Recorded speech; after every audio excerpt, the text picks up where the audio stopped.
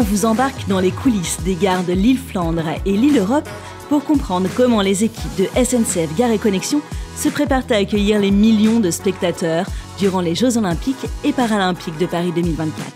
C'est avec Carole Taboureau que nous allons parler accueil et confort en gare. Ce sont des enjeux importants parce que c'est l'accueil en grand et tout voyage démarre en gare. Vous avez déployé un grand programme d'accueil et de confort en gare. De quoi est-il composé ? Un pilier physique, comment on apporte du confort, des équipements dans la gare pendant les moments d'attente en fait pour nos clients.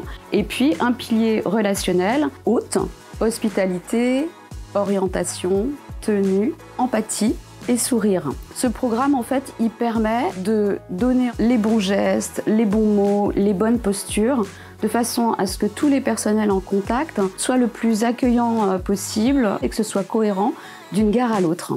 Quels sont les équipements et services que l'on peut trouver dans les gares ?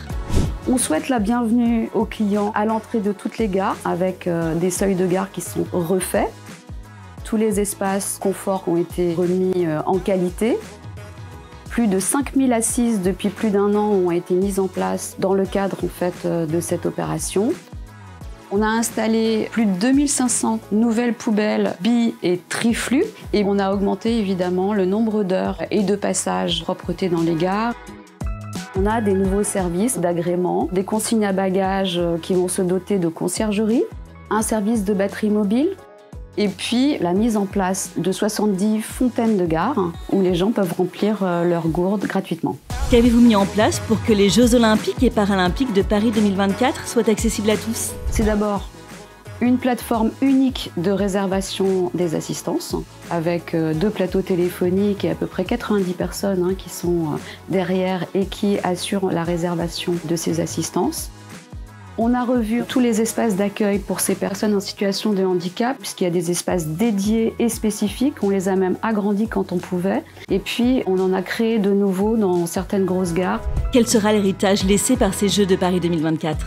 Il est assez colossal sur la partie servicielle notamment. Ça a permis de booster, d'augmenter en fait la quantité ou la qualité des services dans les gares. Dans quel état d'esprit êtes-vous ? Après un marathon, on s'apprête tous à vivre cette grande fête des Jeux de Paris 2024. Il nous reste quelques petits mètres à franchir et on sera vraiment prêts pour vivre cette grande fête.